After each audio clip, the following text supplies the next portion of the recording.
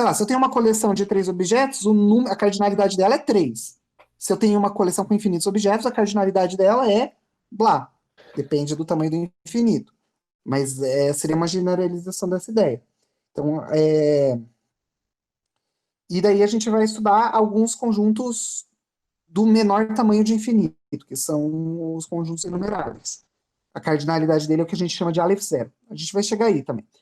E daí a gente vai parar por aqui. Depois a gente vai mostrar, no próximo encontro, alguns conjuntos maiores e alguns problemas que a nossa teoria tem. Porque do jeito que a gente está formulando a teoria, a gente está formulando que nem o Cantor formulou no século XIX, de um jeito ingênuo e que leva a contradições, os chamados paradoxos da teoria de conjuntos.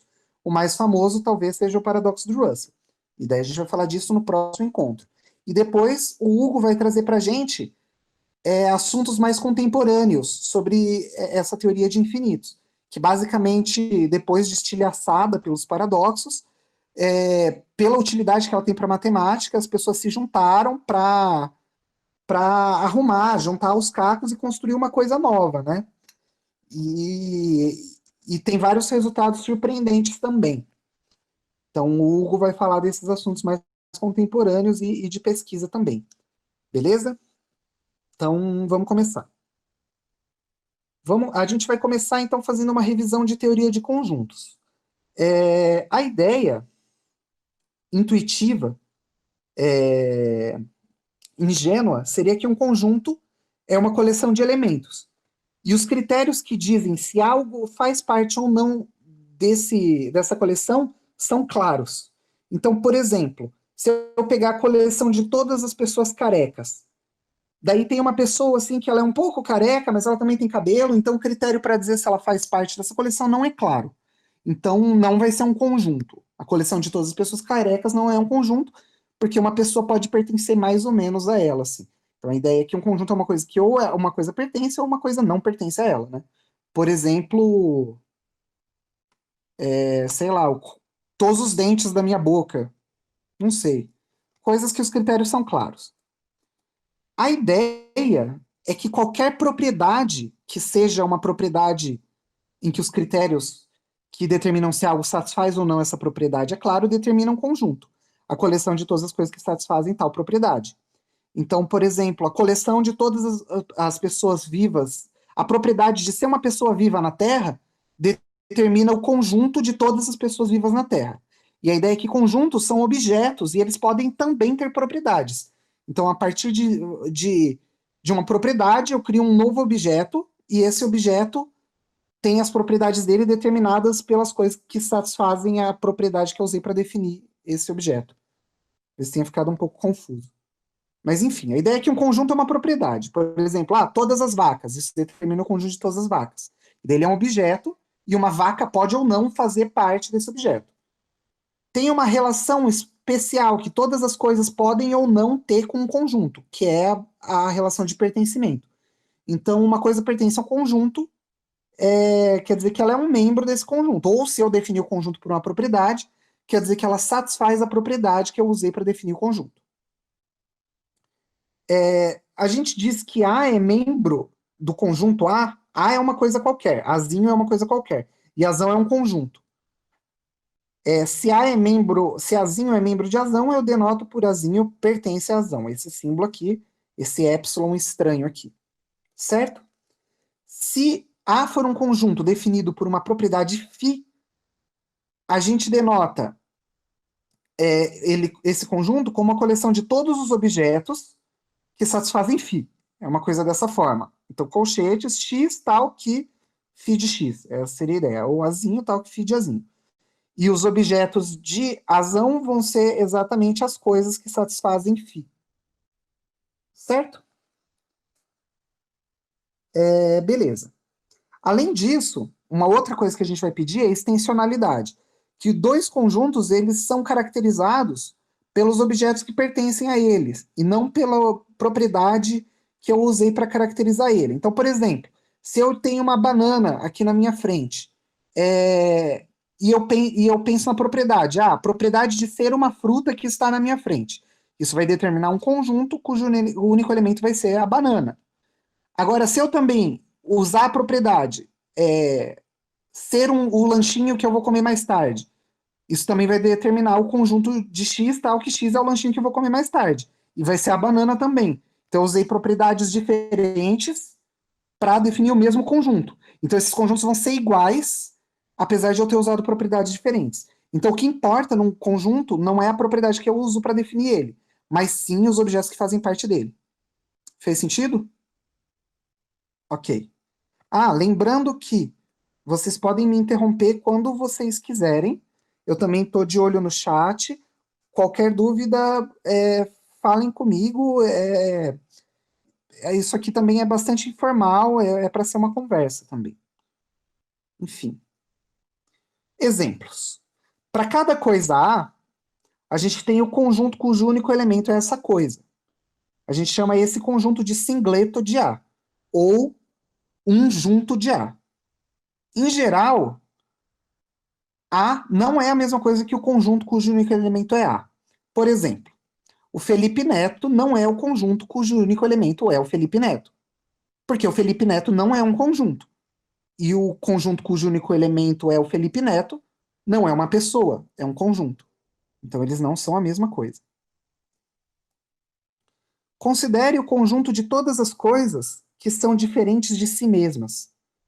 Esse conjunto não pode ter nenhum elemento, porque se algo pertence a esse conjunto, essa coisa tem que ser diferente de si mesma.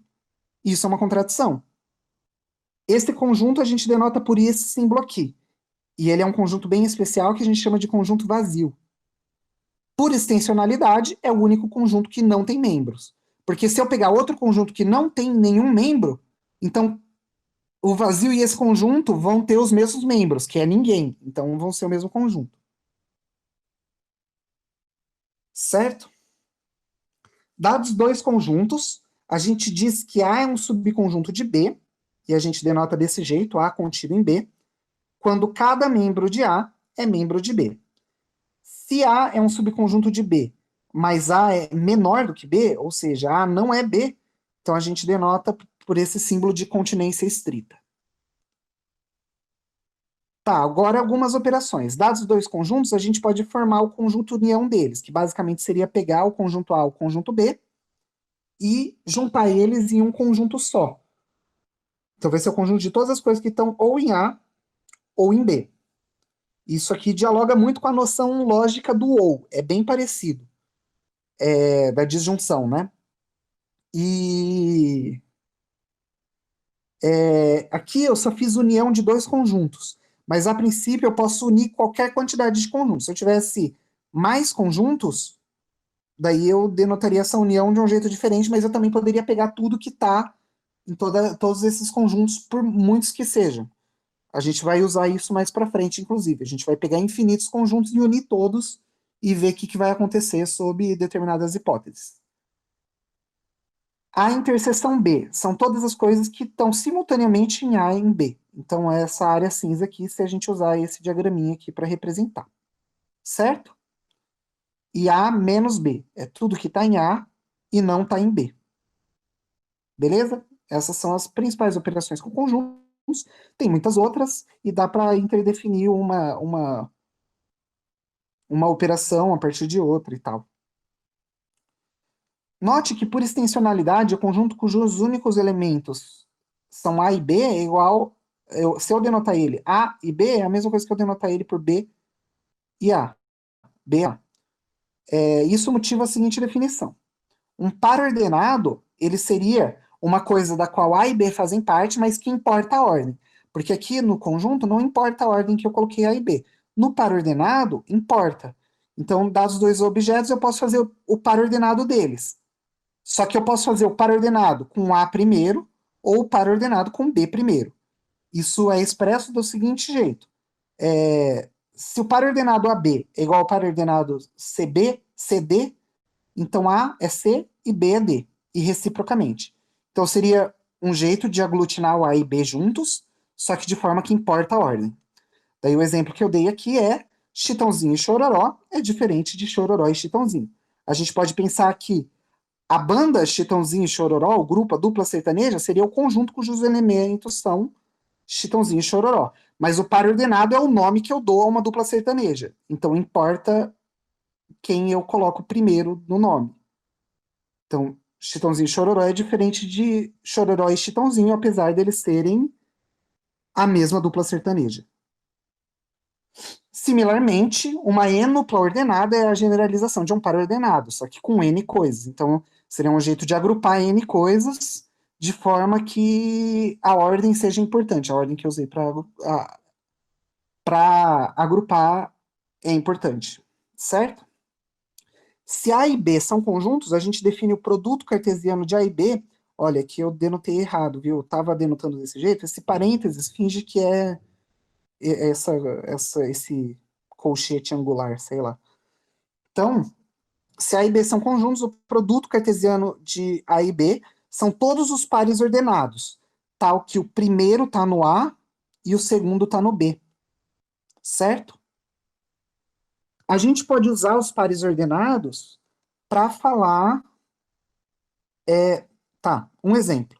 Se A é 1, 2 e B é ABC, então A cartesiano B tem como elementos 1A, 1B, 1C, 2A, 2B, 2C. E B cartesiano A tem como elementos A1, A2, B1, B2, C1, C2. Então eles são diferentes, né? Então importa a ordem que eu faço o produto cartesiano. Eles, inclusive, não têm nenhum elemento em comum. Certo? Tá. Se eu pego dois conjuntos, tomo o produto cartesiano, qualquer subconjunto do conjunto do produto cartesiano é chamado de relação binária entre A e B. Se A é igual a B, ou seja, se eu estou considerando só um conjunto, é chamado relação em A. A ideia é que os conjuntos de pares ordenados, eles codificariam relações, né? A gente identificou, então, conjuntos com propriedades. A gente disse que uma propriedade é um conjunto e um conjunto é uma propriedade.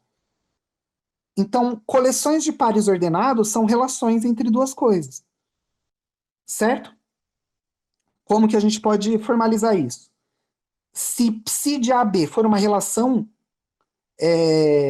entre A em A e B em B, ou seja, se psi é qualquer jeito de relacionar A e B, tipo falar que A é irmão de B, ou A é menor do que B, então a gente pode definir o subconjunto R de A cartesiano B como todos os elementos da forma AB, tal que A está na relação psi com B. Fez sentido? Ficou muito confuso? Uma função entre A e B, a gente denota desse jeito aqui, é uma relação entre os elementos de A e B, com a propriedade de que para cada elemento de A tem um único elemento de B, tal que A está em relação com B. Ou seja, a gente pode pensar na função, né, como a maquininha, né? Sempre que a gente coloca um elemento de A, vai me sair um único elemento de B. Então não tem como eu colocar um elemento de A e não sair nada. Então todo elemento de A tem alguém em B que está em relação, e não tem como eu colocar o mesmo elemento de A e sair coisas diferentes da máquina, porque a máquina trabalha de um jeito. É uma máquina, né? Ela vai fazer as coisas do jeito, sempre do mesmo jeito. Certo? Então, se A e B pertencem a F, eu digo que F de A é igual a B, ou seja, B é a imagem de A pela máquina F, pela função F. Tá. Exemplos. Se eu considerar o conjunto A de todas as coisas que são pessoas vivas na Terra, eu posso considerar a relação em A definida por todos os pares AB, tal que A é irmão ou irmã de B. Essa relação ela tem uma propriedade interessante, porque se A é irmão de B, B é irmão de A. Então, se AB está em R, BA está em R. E ela é não vazia, porque, por exemplo, Júnior Sandy está em R, porque a Sandy é irmã do Júnior. Mas ela não é uma função, porque se eu pensar nela como uma máquina que eu jogo uma pessoa e ela transforma essa pessoa na irmã ou no irmão dessa pessoa, quando eu jogar o Leonardo DiCaprio, não vai sair ninguém, porque ele é filho único. Então ela não é uma função. Além disso, pode acontecer de uma única pessoa ter mais de um irmão ou irmã. Então, eu podia jogar uma pessoa ali e ela me dá irmãos diferentes dependendo do caso. Certo? Tá. Se A é o conjunto de todas as pessoas da Terra e B é o conjunto de todos os números reais, eu considero todos os pares ordenados, tal que B é a altura de A. Então F é uma função, porque sempre que eu jogar uma pessoa, ela vai me devolver uma única coisa, que é a altura dessa pessoa, né? Estou assumindo que a altura da pessoa não muda conforme o tempo passa, assim, seria agora, nesse momento. Então isso é uma função, porque toda pessoa tem uma altura e toda pessoa tem uma única altura. Então, a gente estava discutindo isso. Depende do jeito que você define o que é irmão ou irmã. Se a gente disser que irmão é ter os mesmos pais, daí sim. Mas se a gente definir. Mas não é assim que a gente usa a palavra normalmente, né? Seria um jeito estranho de definir irmão ou irmã. Mas é legal essa pergunta. É engraçado. Tá. Se quando eu tiver uma função de A em B, a gente chama A de domínio da função, que seria todas as coisas para as quais a máquina funciona, digamos. E B é o contradomínio da função, que é onde chega as coisas. De que tipo são as coisas que a máquina transforma, as coisas que a máquina produz. O conjunto F de A dos elementos de B, que são, aqui eu escrevi errado, existe A em A, tal que F de A é B. Então, basicamente, são todas as coisas que são produzidas pela máquina quando você joga alguém de A. É a imagem de A por F em B. Deu para entender, apesar de eu ter escrito errado? É verdade, Amon. É um jeito meio exclusivo de dizer o que é irmão ou irmã. Deu para entender o que é o conjunto imagem, apesar de eu ter escrito errado? Aqui, ó, não é existe A em A tal que B em B, porque não faz sentido isso, né? Existe A em A tal que F de A igual a B. Então aqui era para estar. Tal que F de A é igual a B. Eu escrevi errado. Então são todos os elementos que são produzidos por alguém de A pela máquina. Todos os elementos de B. Porque a imagem não precisa ser o B inteiro. Eu posso tomar o contradomínio. O B ele pode ser maior do que todas as coisas que estão em relação com a função. A gente vai ver isso. Uma função ela é injetiva ou uma injeção ou uma função injetora quando ela leva elementos diferentes de A para elementos diferentes de B. Ou seja, quando f de A igual a f de B, A igual a B. A nossa função altura que a gente definiu, ela não é injetora, porque pode ser que pessoas diferentes tenham a mesma altura. Então ela não é injetora. Uma função injetora quando ela não leva dois elementos diferentes na mesma imagem. Certo? A gente pode pensar então que quando existe uma função injetiva de A em B, isso quer dizer que para cada elemento de A, ele é levado num elemento diferente de B. Então, para cada elemento de A, existe pelo menos um elemento em B, distinto. Certo? Ou, em outras palavras, que cabe em B uma cópia fiel de A. Que F, a máquina, ela não vai transformar duas coisas diferentes numa mesma coisa.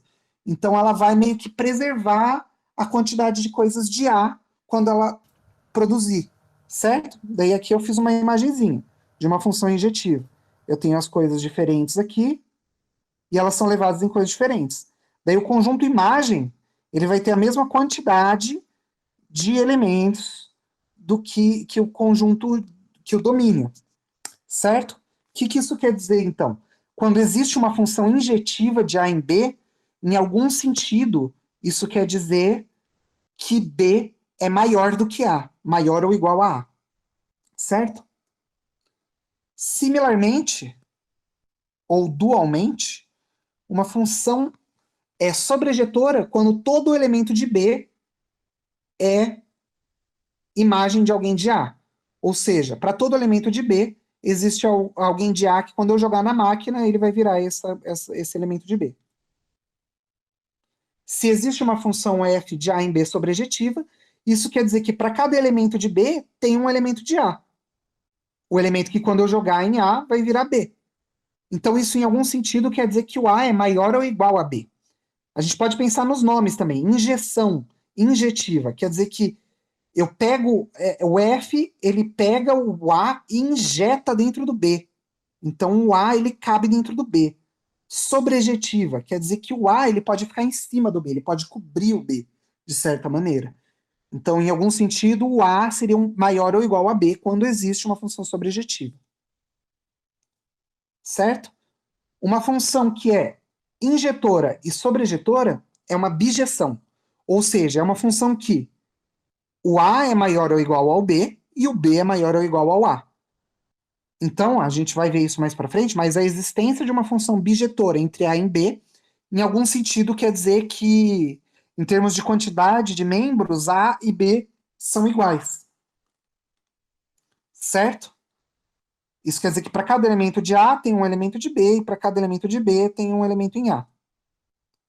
Se bijeção, isso aqui é uma coisa que vocês podem tentar provar, mas eu vou usar, e é uma definição equivalente de bijeção. F de A em B é bijeção, C e somente C, existe uma função de B em A, tal que se eu jogar B na G e jogar o que a G produziu na F, eu vou voltar a ter o que eu tinha antes. E a mesma coisa se eu pegar A e jogar no F, pegar o que produziu e jogar no B, eu vou voltar no A. Tem que satisfazer essas duas condições. E daí é a mesma coisa dizer que é injetiva e dizer que existe uma função que faz isso. Ou seja, existia uma função inversa de f, que ela desfaz o que f faz.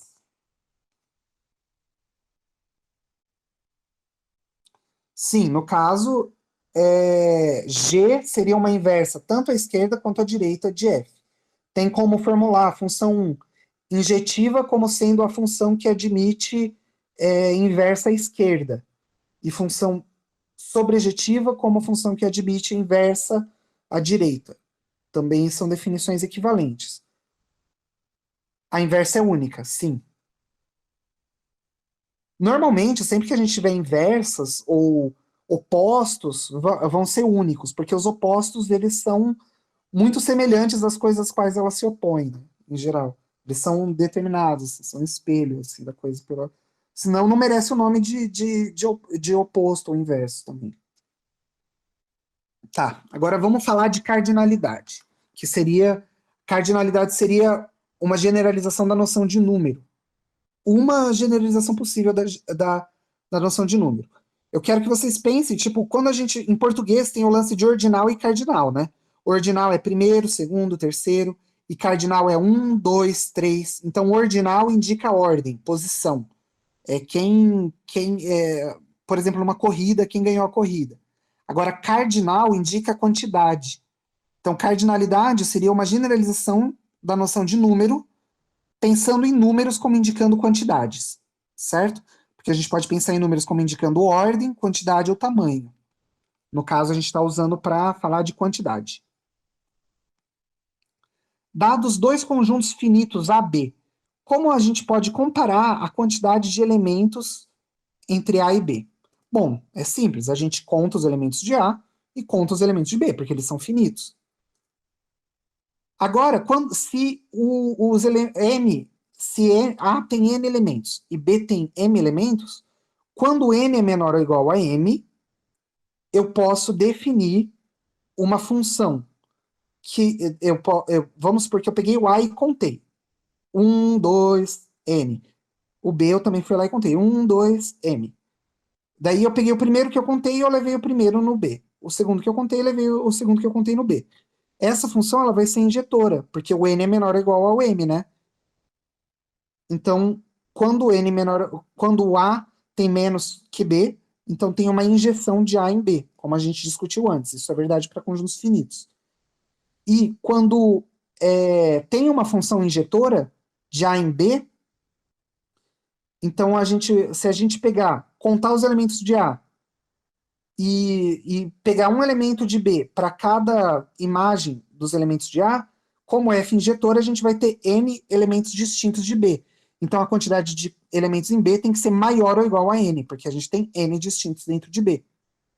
Certo? O que eu estou dizendo aqui é que no caso de conjuntos finitos, a nossa ideia de que função injetora diz quando um conjunto é menor ou outro, ela é boa, ela funciona bem. A mesma coisa vale para n maior que m com f sobrejetiva e n igual a m com bijeção. Então, de fato, aquilo que a gente discutiu sobre injeção, sobrejeção e bijeção sinalizarem que A é maior ou igual a B em algum sentido, isso é compatível com a nossa noção de contar conjuntos finitos. Como que a gente pode adaptar esse critério para conjuntos infinitos, uma vez que não dá para contar seus elementos? Porque, por exemplo, se eu quero comparar conjuntos infinitos, eu não posso contar quanto tem em cada um deles, porque senão eu nunca ia parar, né? Porque eles são infinitos. Não dá para contar com dedos, com pedras, etc. Então a gente vai ter que achar outro critério. E esse critério vai ser, como vocês devem imaginar, as funções injetoras. Então, se A for um conjunto qualquer, a cardinalidade de a gente denota por esse símbolo aqui, cardinalidade de A, certo? Seria a quantidade de elementos de A. Essa é a ideia. Cardinalidade é a quantidade de elementos. E a gente vai definir isso para conjuntos infinitos. Quando A é finito, a cardinalidade de A é o número de elementos de A. Como a gente gostaria que fosse. A gente está definindo desse jeito. Falando, a cardinalidade de A para A finito é a quantidade de elementos de A. Certo?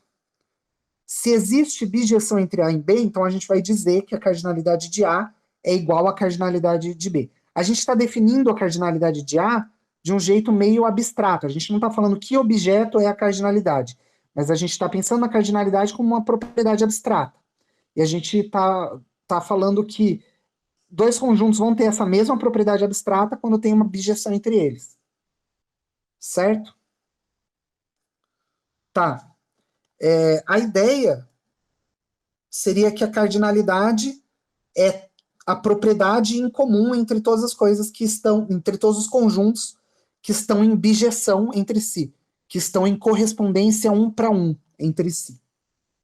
Se existe uma injeção de A em B, então a gente diz que a cardinalidade de A é menor do que a cardinalidade de B. Certo? Então, quando tem uma injeção de A em B, quer dizer que eu consigo injetar o A dentro do B, cabe em B algo parecido com A, uma cópia fiel de A, então a cardinalidade de A é menor ou igual à cardinalidade de B. Uma coisa que vocês podem checar, que não é difícil ver também. Então, é mais complicado, porque definir o que é número, o jeito esse é mais ou menos o jeito que o Russell e o Frege tentaram definir. Basicamente, eles viram que essa relação de ter bijeção, ela era uma relação de equivalência, e um número seria a classe de equivalência por essa relação de equivalência. Então, isso seria a cardinalidade. A cardinalidade de A é a coleção de todos os conjuntos que estão em bijeção com A. Então, é tudo que há em comum entre as coisas que estão em bijeção entre si. Fez sentido? Beleza. Então, se tem uma coisa que é importante notar, é que se tem uma injeção de A em B e se tem uma injeção de B em C, se eu tomar a composição dessas funções, o G bola F, então tem uma injeção de A em C, ou seja, se a cardinalidade de A é menor que a cardinalidade de B e a cardinalidade de B é menor que a cardinalidade de C, então a cardinalidade de A é menor que a cardinalidade de C, como a gente gostaria que uma comparação entre números fosse. Se eu pegar o conjunto dos números naturais, que é o conjunto que a gente usa para contar, a cardinalidade desse conjunto a gente chama ela de Aleph zero. Beleza? Então, Aleph zero é o primeiro número infinito que a gente deu nome. A gente representa por esse símbolo aqui. O teorema de Cantor, que a gente não vai provar, ele diz que ó, se a cardinalidade de A é menor que a cardinalidade de B, e a cardinalidade de B é menor que a cardinalidade de A, então eles são iguais. Ou seja, se tem uma injeção de A em B, uma injeção de B em A, então tem uma bijeção entre A e B. É meio chatinho de provar, mas a gente vai assumir. Basicamente, esse é um resultado que mostra que essa relação entre cardinalidades que a gente definiu, a prova fica como exercício. Que essa relação de comparação de cardinalidades, ela se comporta como uma ordem mesmo. A gente pode falar que uma cardinalidade é maior que a outra. E outra coisa que é legal, que a gente não vai provar também, é que dados dois conjuntos, sempre é possível caracterizar, comparar as cardinalidades deles. Então não pode ter um conjunto e outro conjunto que eu não sei dizer qual que é maior. Ou um é maior que o outro, ou o outro é maior do que um. Certo? Não existe conjunto infinito cuja cardinalidade é menor do que a dos naturais. A gente vai provar isso, inclusive. Ah, é. Tá bom, eu vou fazer isso, Hugo. O Hugo pediu para eu ler as perguntas antes de responder, e de fato é um bom hábito, dado que isso vai para o YouTube. Então, desculpa aí para quem está acompanhando no YouTube. A gente está começando agora nisso e vou tomar mais cuidado. Tá. Se eu tenho um conjunto finito e um outro conjunto infinito, então o conjunto finito é estritamente menor do que o conjunto infinito. Eu vou usar esse símbolo aqui, que ao invés de menor ou igual é só menor, quer dizer que é menor e não é igual. De fato, se eles são iguais, então o B ele é a imagem do A, porque quer dizer que tem uma bijeção entre eles, para alguma F. Mas isso quer dizer que o B é finito, porque ele é F de A1, F de AN. Então eles não podem ser iguais, B sendo infinito. Além disso, como o B tem n elementos distintos, pelo menos, se ele é infinito, em particular, ele tem n elementos distintos. Eu posso definir uma função de A em B, levando cada elemento de A nesse elemento distinto. Então, a gente pode definir uma função injetiva. Então, de fato, do jeito que a gente definiu cardinalidade, conjuntos infinitos são maiores do que conjuntos finitos. E conjuntos infinitos e conjuntos finitos não têm a mesma cardinalidade que conjuntos infinitos. Isso mostra que a nossa definição tá boa, tá tudo se encaixando.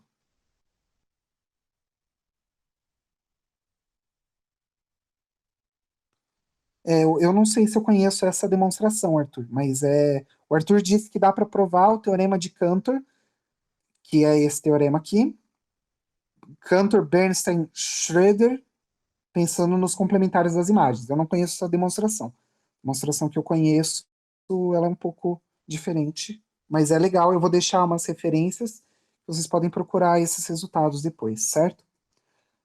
Se A é infinito, então a cardinalidade dele é maior do que Aleph zero, como o Ítalo disse. O Ítalo perguntou se tem algum conjunto que infinito que é menor do que os naturais. Não tem. Por quê? Como A é infinito, ele não é vazio. Então, tem um elemento em A. Da mesma forma, como ele é infinito, A menos esse x0 é não vazio. Então, eu posso pegar mais um elemento. Daí, eu posso pegar o x2 tirando o x0 e o x1. Daí eu posso pegar o x3 tirando o x0, x1, x2, porque ele é infinito. Então, sempre que eu tirar uma quantidade finita, vai continuar tendo coisa. Então, eu consigo tirar uma sequência. Para cada número natural, eu posso tirar n objetos e ir tirando um depois do outro. Então, é essa sequência de elementos todos distintos. Se eu definir uma função que leva cada natural ao enésimo termo dessa sequência, isso é uma função injetiva, porque esses xn são todos distintos. Certo? Então, de fato, a gente tem uma injeção dos naturais em A. Então, quer dizer que a cardinalidade dos naturais é menor ou igual que a cardinalidade do A. Então, de fato, esse Aleph zero é o menor cardinal infinito. Se existe sobrejeção de A em B, lembra que a gente falou? A gente falou que quando existe uma sobrejeção de A em B, isso quer dizer que o A é maior do que B. E a gente vai mostrar que isso é verdade, que o B é menor do que o A. De fato, para cada B, eu posso escolher um elemento de A que a imagem dele é B. Certo? Então, se eu definir uma função de B em A levando B no elemento cuja imagem é B, essa função é injetiva. Porque se G de B é G de B', então o B é o F do G de B, que é o F do G de B', que é o B'. Então, essa G que eu defini aqui, ela é injetiva. Então, se existe sobrejeção de A em B, existe uma injeção de B em A. Certo? Uma curiosidade, para quem gosta, é que isso daqui é equivalente ao axioma da escolha. Assim como isso daqui, também é equivalente ao axioma da escolha. O axioma da escolha prova que todos os conjuntos são comparáveis em tamanho, em quantidade de elementos, não em tamanho, e vice-versa. Se todos os conjuntos forem comparáveis em quantidade de elementos, então vale o axioma da escolha. Tá. Seja P o conjunto dos números pares e I o conjunto dos números ímpares, note que o conjunto dos naturais, dado um número natural, ou ele é par ou ele é ímpar. E não existe nenhum número natural que é par ou ímpar. Então, esses dois conjuntos eles são partes do todo, que é o conjunto dos naturais. Certo? Então, eles são pedaços dos naturais. Porém, eu posso definir uma função que pega um número par e divide por 2. E uma função que pega um número ímpar, tira 1 e divide por 2. Essas duas funções elas são bijeções entre P e N e I e N. Ou seja, o conjunto dos números pares tem o mesmo tamanho que o conjunto dos números naturais. E o conjunto dos números ímpares tem o mesmo tamanho que o conjunto dos números naturais. Então, eles têm cardinalidade Aleph zero. Isso é uma propriedade que é exclusiva dos infinitos. Inclusive, é uma propriedade que caracteriza os números infinitos. Um número sem infinito, um conjunto sem infinito, é a mesma coisa que dizer que tem uma parte desse conjunto que tem o mesmo tamanho que o todo. Então, para coisas finitas, o todo sempre é maior do que a parte. Nunca eles vão ter o mesmo tamanho. Para conjuntos infinitos, não. Você pode ter o todo com o mesmo tamanho das partes. E isso é a mesma coisa que dizer que é infinito. O Dedekind, que foi um matemático que estudou e ajudou a fazer esses fundamentos da álgebra e da teoria de conjuntos com o Cantor, ele definia conjuntos infinitos como sendo conjuntos que têm uma parte do mesmo tamanho que o todo. Uma curiosidade. Inclusive, ele usa isso para provar que existem infinitos pensamentos. Olha que loucura. Tá, agora um teorema. Esse teorema é o teorema de Cantor. Ele diz que se eu tenho um conjunto X qualquer, esse conjunto tem a cardinalidade menor do que a cardinalidade desse P de X, em que P de X é o conjunto de todos os subconjuntos de X. Então, a ideia é que X é um conjunto, então ele tem subconjuntos, certo? Ele tem partes deles. Se eu agrupar todas essas partes num conjunto só, eu faço um novo conjunto. E esse novo conjunto é sempre maior do que o conjunto que eu comecei. O que isso quer dizer? Quer dizer que eu posso construir quantos conjuntos infinitos, quantas cardinalidades infinitas eu quiser. Porque se eu começar com o conjunto dos naturais, se eu pegar o conjunto das partes dos naturais, o P de N, eu vou ter um conjunto infinito que é maior do que o dos naturais. Então ele vai ser maior do que Aleph zero.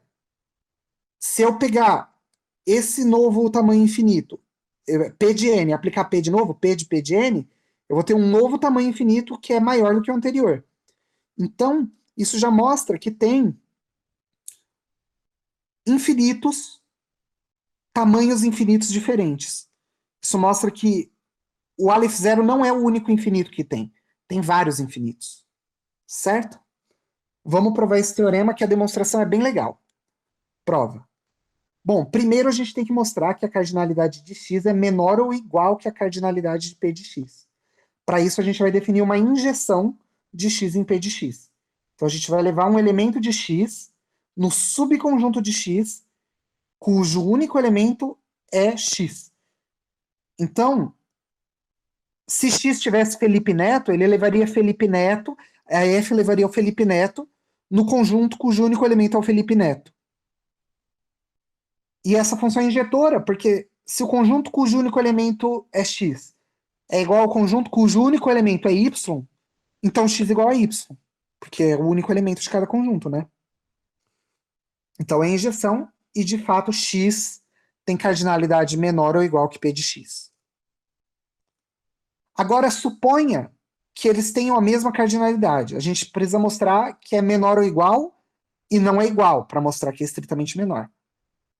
Então, suponha que eles tenham a mesma cardinalidade. Então, tem uma bijeção entre x e p de x. Uma g que é bijeção. Como é... Certo? Então, tem uma bijeção.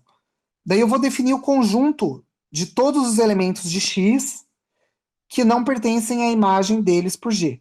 Porque ó, G leva um elemento de x a um subconjunto de x. Então, dado um elemento qualquer, a minha máquina G vai levar ele a um conjunto. Ele pode pertencer a esse conjunto ou não. O A pega todos os elementos de x que não pertencem ao conjunto que G produz quando eu jogar esse elemento na G. Fez sentido? Esse A é uma coleção de elementos de x. Então, todo elemento de A pertence a x. Então, A é um subconjunto de x. A é um desses y. Então, A está em P de x, porque A é um subconjunto de x. Como G é uma bijeção, ela também é uma sobrejeção. Isso quer dizer que existe alguém em x cuja imagem é A. Então, existe alguém em x, um y, tal que G de y é A. Bom, a gente sabe que ou o y está em A, ou o y não está em A, pelo terceiro excluído, né? Não tem uma terceira possibilidade, dada qualquer coisa. Ou ela é verdadeira, ou a negação dela é verdadeira. Não tem como ser outra coisa. Então, vamos supor que y está em A. Se o y está em A, então o y satisfaz a propriedade que define A. Então, quer dizer que o y não pertence ao g de y. Ou seja, se o y está em A, o y não está em A.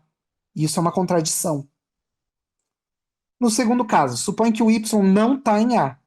Como A é a imagem do y, pela propriedade que define A, então o y está em A. Então, se o y está em A, ele não está em A, e se ele não está em A, ele está em A. E isso quer dizer que é uma contradição, que não pode existir uma G-bijeção, porque isso leva a essa contradição. Certo? Bonita essa demonstração, né?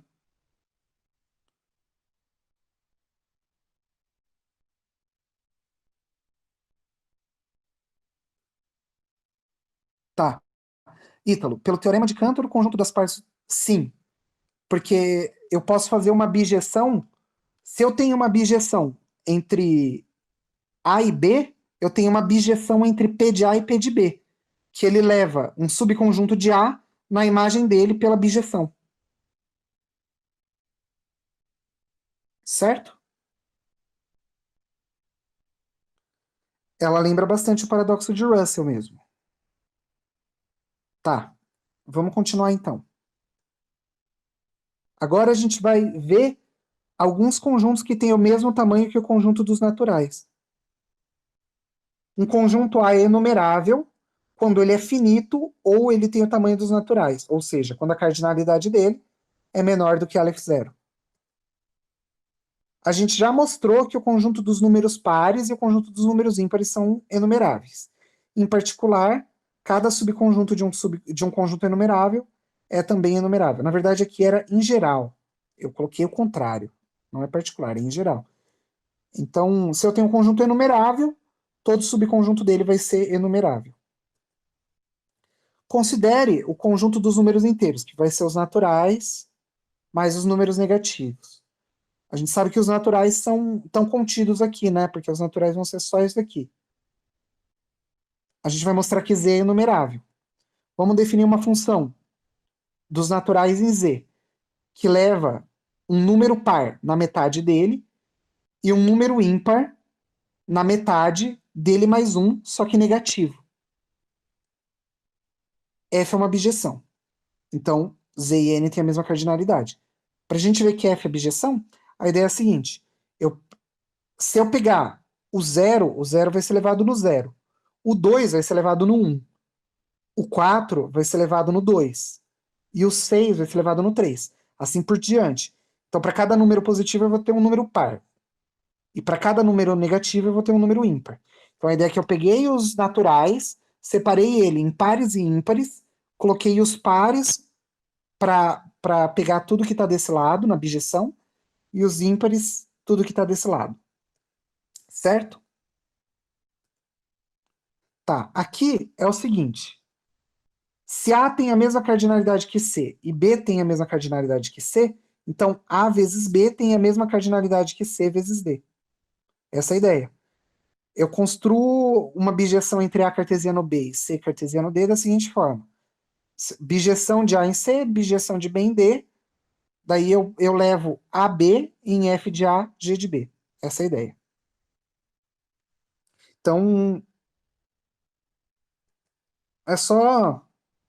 Eu nem sei se eu vou usar isso, na verdade. Bom, vamos definir uma função de n cartesiano n, ou seja, que pega pares de números naturais e devolve um número natural. Ela pega nm e leva em 2a-n, 3a-m. F tem que ser injetiva, pelo teorema fundamental da aritmética. O teorema fundamental da aritmética diz que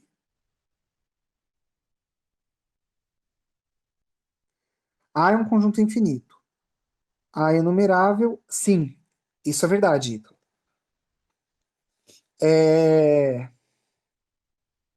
F de n cartesiano n, em n, que leva o par nm em 2a-n, 3a-m. Pelo teorema fundamental da aritmética, todo número natural tem uma decomposição única em primos. Então, se eu pegar n1, m1 e n2, m2, se eles têm a mesma imagem, então esse número vai ter decomposição em primos desse jeito. Para a decomposição ser única, então o n1 tem que ser o n2 e o m1 tem que ser o m2.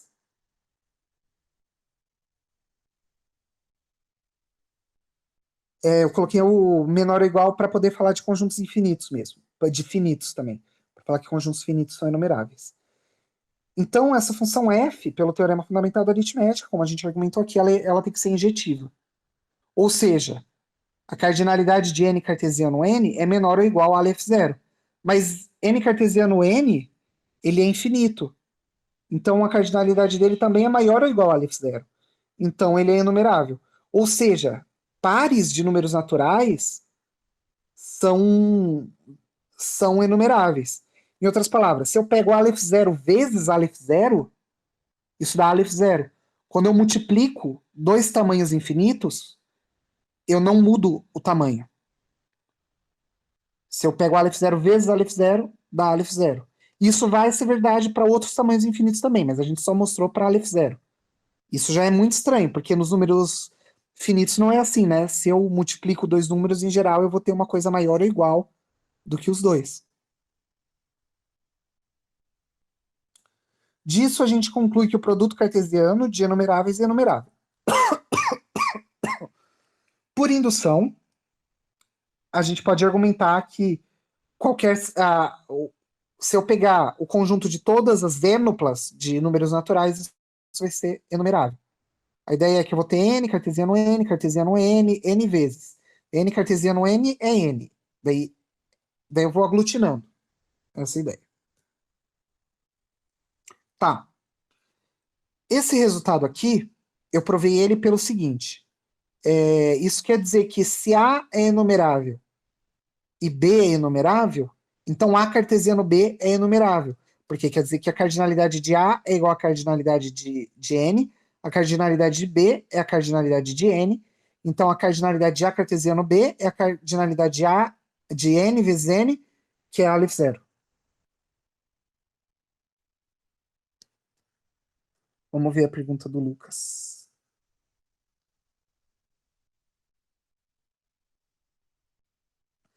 Existe um conjunto cuja cardinalidade é maior que a dos naturais e menor do que a dos reais?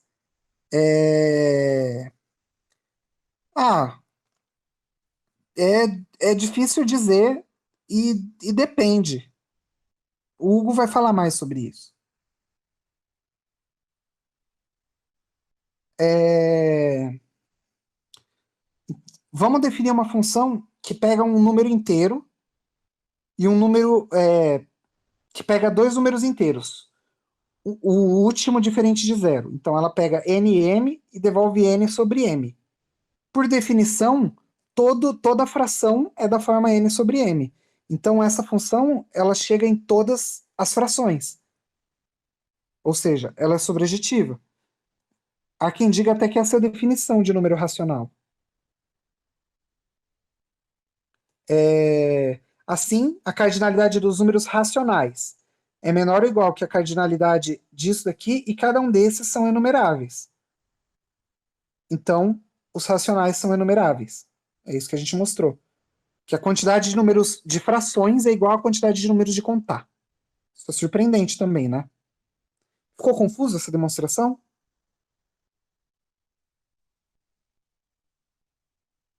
Beleza. Ahn, tá. Agora o último resultado de hoje. Se eu tenho um conjunto I, uma família indexada por I é uma coleção de conjuntos, um conjunto para cada elemento de I. A ideia é que I é um conjunto de índices. Então eu pego, tipo, I pode ser qualquer coisa, pode ser o conjunto dos naturais, por exemplo. Se I for 1, 2, 3, então quer dizer que essa coleção vai ter três conjuntos, A1, A2 e A3. Essa é a ideia.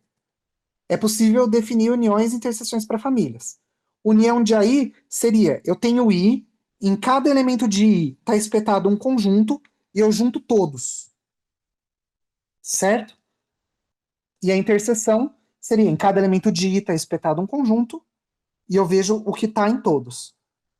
Seria a interseção, a união feita com mais de um elemento, feita com quantos elementos eu quiser, um para cada elemento de I. Talvez tenha ficado um pouco confuso, mas a gente não vai usar tanto. Seja a N uma sequência de conjuntos. Ou seja, eu pego um conjunto para cada número natural. Eu pego uma quantidade enumerável de conjuntos. E cada um desses conjuntos é enumerável. Então, quando eu unir todos eles, eu vou ter um conjunto enumerável. O que isso quer dizer? Em particular, se eu pegar. Nem sempre. Porque, por exemplo, Ítalo perguntou se a união generalizada de um conjunto tem a mesma cardinalidade desse conjunto.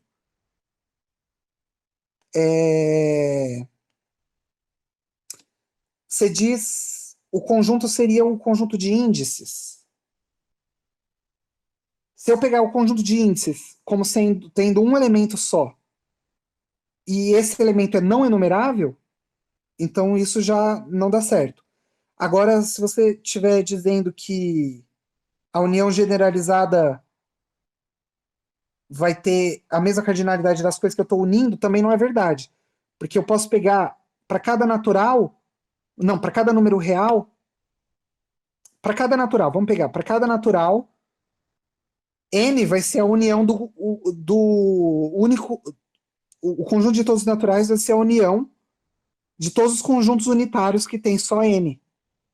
Então eu estou unindo enumeráveis conjuntos finitos e chegando em uma coisa infinita e enumerável. Deu para entender? O que esse resultado aqui está me falando? Que se eu pegar enumeráveis conjuntos, uma quantidade enumerável de conjuntos, e todos eles são enumeráveis, quando eu unir todos, vai ser enumerável. Fez sentido? A ideia seria algo assim, ó. Cada AK é enumerável, e K é um número natural. Eu tenho um AK para cada número natural. Cada um deles é enumerável. Então ele vai ser AK0, AK1, assim por diante.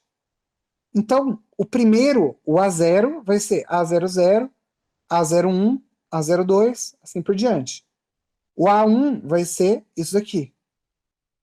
Então, eu vou ter uma matriz. Para cada elemento da união, a união vai ser tudo isso, né? Vai ser tudo que está em todos. Então vai ser tudo aqui.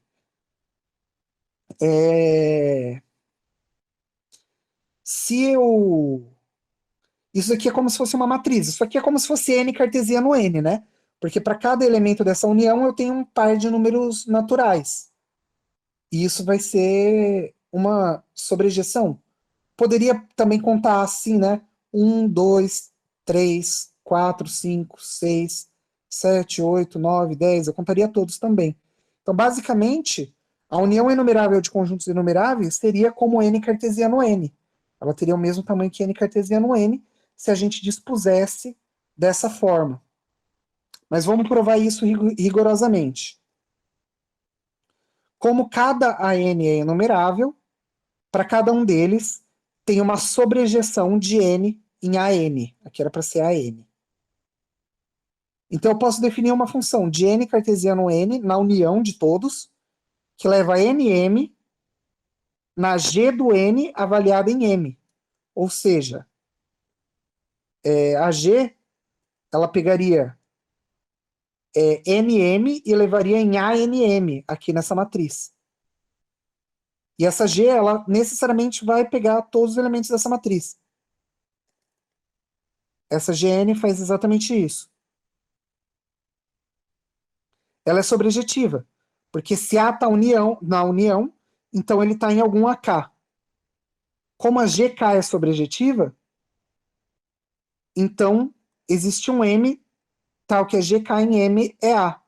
Ou seja, F de KM é GK de M, que é A. Então, a cardinalidade da união enumerável é menor ou igual que a cardinalidade de N cartesiano N, que a gente já sabe que é Aleph zero.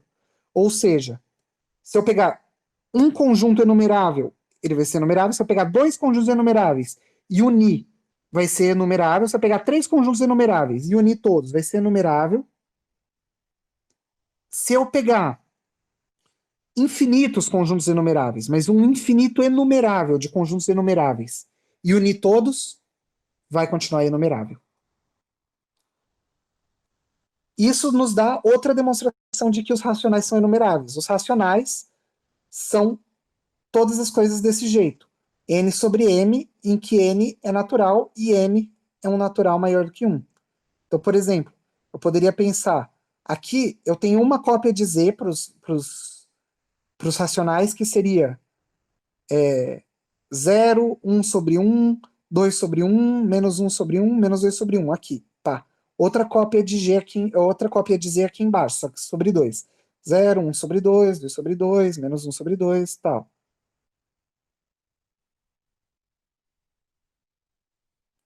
E eu teria isso para cada número natural. Então, é outra forma de ver que os racionais são enumeráveis. Acho que a gente pode parar por aqui hoje, que deve ter sido um pouco pesado, assim. Então, eu vou deixar aqui as referências e a gente pode conversar, quem quiser tirar dúvidas. Eu tô aqui, posso ficar uns 15, 20 minutos, não sei.